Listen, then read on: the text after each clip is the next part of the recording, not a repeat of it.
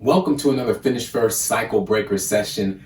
I am Judge Dawson and I am here to give you some information that you can use, and I will say this every single time. We've probably heard it all before. You've heard the lectures, you've heard the lessons, you've been taught things over and over throughout your years, but it bears repeating when it comes to your success, and it bears repeating when it comes to whether or not you will have negative interaction with the legal system. And as I always do, I start these sessions with reviewing what it means to be a cycle breaker. There are 4 elements to being a cycle breaker. The first one is recognizing the need to break a cycle.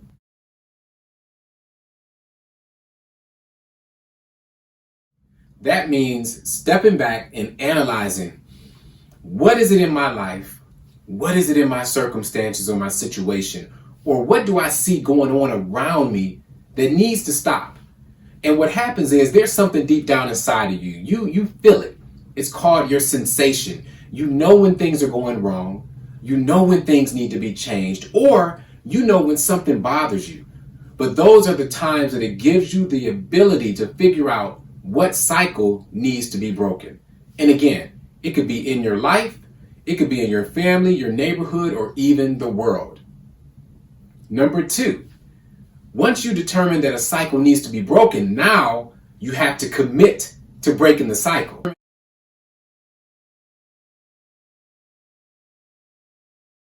See, it's not enough to say, you know what, people need to stop littering.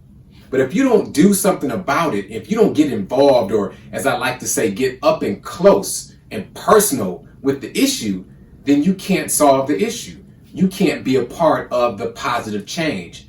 We all want to step back and say, you know what, so-and-so needs to stop acting this way, or that person needs to do better. But what about us being involved in the change? What about us getting close and personal, going to the hood, talking to the young man on the corner, talking to your little nephew or niece who you see is growing up out of control? We have to get up close and personal with the things that we want to change. Otherwise, we're just a voice yelling in the wilderness. So number 2, commit to breaking the cycle. Number 3 is you have to get the tools and the resources that will give you the ability to break cycles.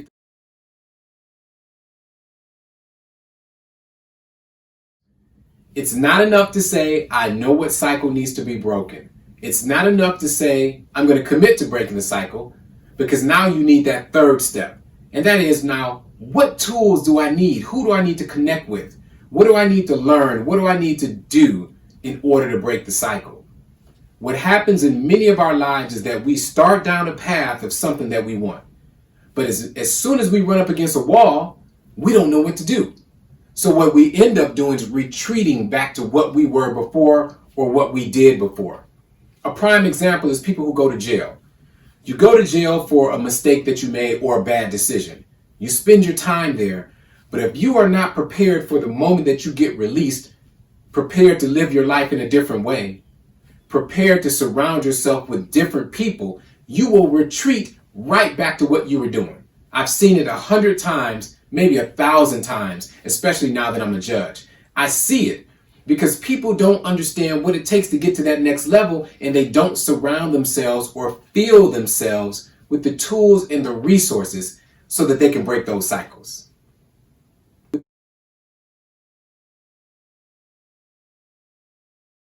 Number 4 is when you do all of that, you recognize the cycle, you commit to breaking the cycle, you get the tools and resources. Now you have to have the ability to hang in there when the going gets tough. That's that grit. That grit that's going to tell you, I'm not going to stop no matter what. I'm not going to give up.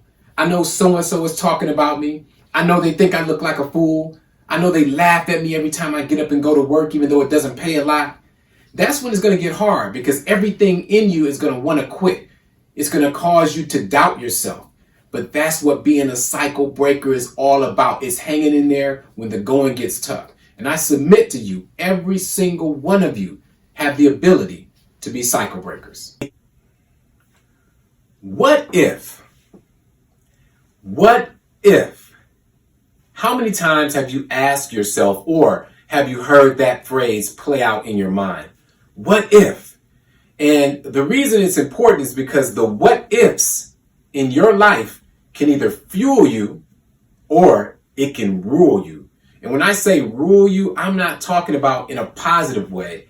I mean rule you in a sense that it keeps you bogged down, unproductive, and just in a state of chaos because you're constantly wondering, what if?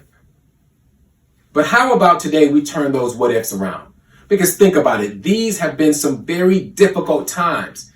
The pandemic, hunger, unemployment, people fighting and arguing, domestic violence on the rise. But guess what? It's happened before in our history. Maybe not on this same scale, and everything changes and gets a little bit different. But when you talk about people dying from illness, that's been happening. When you talk about people fighting and arguing in the streets, that's happened. Even if you think about the black on black crime or the injustices done to black people, it has happened ever since our existence in this country. So when we talk about what's going on now and the what ifs and how it can bog you down, the first thing to keep in mind is that it has been going on for years and years and decades, and we have survived.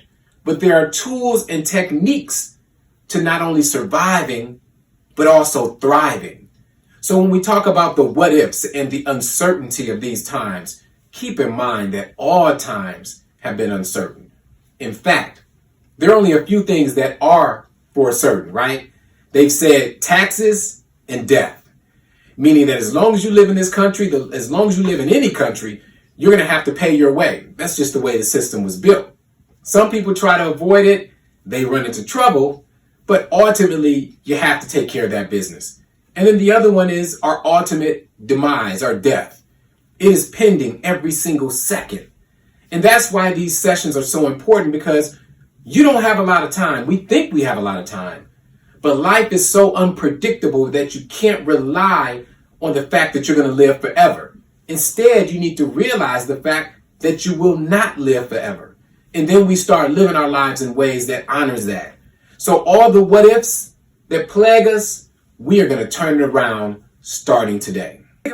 Think about your average day and think about how many times you say to yourself, what if? And the most important part of it, we've already identified that you have the what ifs that will fuel you to your destiny, your highest level of success. But at the same time, we have those what ifs that will keep us bogged down. So for yourself, think about it. How many times a day do you have the negative what ifs? Those negative what ifs, the ones that just keep you in the same rut. What if I don't get a job? What if I never get off probation? What if she leaves me? What if he doesn't treat me right? See, the thing is, these what ifs are like weights. They weigh on us, they weigh in our mind, and they weigh us down. But it is time, right now is time to get rid of those what ifs and turn them around so that you have the positive what ifs. What are positive what ifs? In fact, scan your mind, scan your history, your day. What have been some of the positive what ifs that you've gone through? Hopefully you've had a few, but think about it. What if I get that job? What if I hit the lotto? How many times have you said, what if I hit the lotto, and already start to plan?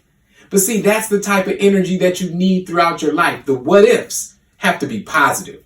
And I'm not saying that we should ignore all the negative things that happen in this world, because a proper analysis of your life will acknowledge that there are some risks out there, real risks, things that can harm you, things that can destroy your future, things that can simply derail you from the track that you're on, leading to your greatness. So you have to be aware of it. Don't ignore those. But at the same time, we need to shift our energy so that we're focusing more on the positive what ifs and not the negative what ifs. And I'll tell you, we are all victims of that. I sit here as a judge, and I can't tell you the number of times I walk into a courtroom and I'm already thinking, how many people are going to go to jail today? That's how I started my practice.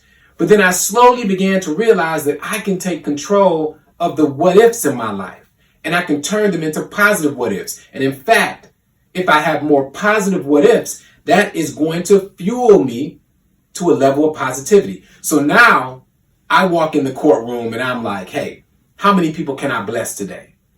Or if I have to send somebody to jail today, I'm going to send them to jail with some positivity. I mean, I know it sounds ironic and it may be contradictory to your mindset, but think about it. Sometimes we make mistakes and you have to deal with those consequences. But as a judge, I don't have to destroy your entire mindset. I just have to send you on your way. So again, that is an example of how I've turned the what ifs around to make them serve me. So again, the question is for you. How many times are you giving yourselves the negative what ifs, the doom and gloom? What if I don't get this job? What if I get fired? Or are you going in with those positive what ifs? What if I get a promotion today? What if I do something special to uplift somebody today when I go to work? What if I get all A's on that test? What if I study hard enough? What will happen?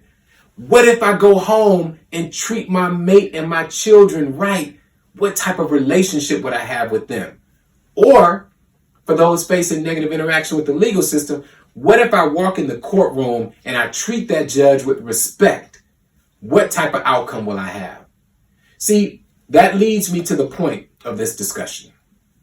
The what ifs in our lives, we can't control everything, right? We don't know everything that's going to go on. Who would have thought that in 2020 there would be a pandemic that would have over 1 million people losing their jobs? 500,000 people across the globe perished. Who would have thought that that would be our fate? You have to wear a mask everywhere. You can't go to restaurants anymore. You can't go to the movies. We would have never saw that coming. So we have to acknowledge that there are some what ifs that we just don't control. But there are keys to making it through the what ifs. And here we go. Control the things that you do control. Control the things that you do control. There are some things that happen every day in your life that you really have a lot of control over. But the thing is, instead of controlling it, we give away that control. We allow situations and circumstances to weigh us down. So now we no longer have the power that we need to move through life. Or we allow people to come into our lives with negativity. Maybe it's their thoughts. Maybe it's the words that they say. Maybe it's simply the energy that they bring when they're around us. But those are examples of things we allow into our world so that now we no longer have control. But I'm telling you, you can take back control. You can control the things that matter most to you so that you can somehow control a little bit of the uncertainty in life. So for instance, we don't know when we're going to perish, right? We don't know when we're going to die. But what you can control is the way that you eat and the things that you put in your body so that you don't speed up the process. We can't control how other people drive on the street. There are reckless people. But at least what we can control is how I drive in my car so I lower the chances of me getting into an accident, or I'm more alert when somebody is driving reckless. And that goes to another thing. Think about drunk driving, right? You don't control what other people do, but you can control if you are driving while intoxicated or driving while high. Because what happens is it lowers your ability to be alert and move fast. So that's just one example of how you can control things that somehow or sometimes is really out of your control. But where the control comes in is by you controlling yourself and the things that you have power over. Mainly your actions, your mindset. Now, I often say your physical body, and that's true for the most part, but there are times when you don't control your physical body. What are those examples? One example is being in jail.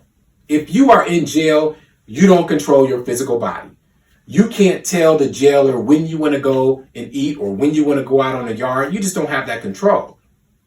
Another area where you don't have control, and this is so unfortunate, is when you're in a domestic violence situation. Somebody has taken the boldness to think that they can control your life. And so they now control your body. So you can't necessarily go where you want to go because there's a fear, or matter of fact, not even a fear, there's a real danger when you move in a certain way. But whether it's jail, domestic violence, or any other situation, there is a key to trying to control that too. And that's another way that we control the what ifs in our lives. Planning. Planning is so very powerful. In fact, it's so powerful. Some of you may know that I am an obsessive planner, meaning I plan all the time. I got so deep into planning that I've created planners for the last 4 years. I've come up with something called the Master Planner. Every year I adjust it. I make it better. I do some edits because I am obsessive about being able to organize my life in a way that I can move through it smoothly. And I suggest for you too that you decide to plan in your life. In fact, when things are going bad for me, what I do is I grab a piece of paper and I start mapping out the things that I control. Okay, so I don't control every case that's going to come before me every day, but I can control what I'm going to do with those cases, who I'm going to put in jail, who I'm going to give a break to. I just start planning. And I submit to you, the same thing can apply to you. When life seems out of control and the what ifs are all over the place, that's when you need to plan your next move. Now, it has to be a positive plan, right? Because a negative plan is going to end up causing you to go to jail or to hurt yourself or to hurt somebody else. And that's not what I mean. And that's not what being a cycle breaker is about. I'm talking about being positive, right? So life is going bad. Things are hard. What do? You plan your next move. Plan where you want to go. Plan who you want to be with. Plan who you need in your life so that you can succeed. That's what you do to gain control of the uncontrollable. Plan the things that are important to you. I mean, you think about it. We don't even put it in this perspective, but you don't have to be around everybody. You don't have to allow everybody in your circle of influence. You can plan whether or not you even want that person in your life. And if somebody's in your life who doesn't deserve to be there, then you plan how you're going to get rid of that person. It all boils down to two things. The what ifs in your life can be controlled if you plan to control them, and if you then control the things that you can control. All right, ladies and gentlemen, that's my sessions for today. It's not long. It doesn't have to be, because it just wants to get to the point of what you can do to make your life better, especially as we're dealing with all this uncertainty. Don't let the what ifs weigh you down, because remember, they can either fuel you to your greatness by planning and controlling things that you can control, or they can rule you, causing you to shrink and belittle yourself to the point where you don't move at all. Don't let those what ifs do it to you. In fact, the life is full of what ifs, but it's all positive when you're being a cycle breaker. Let's go.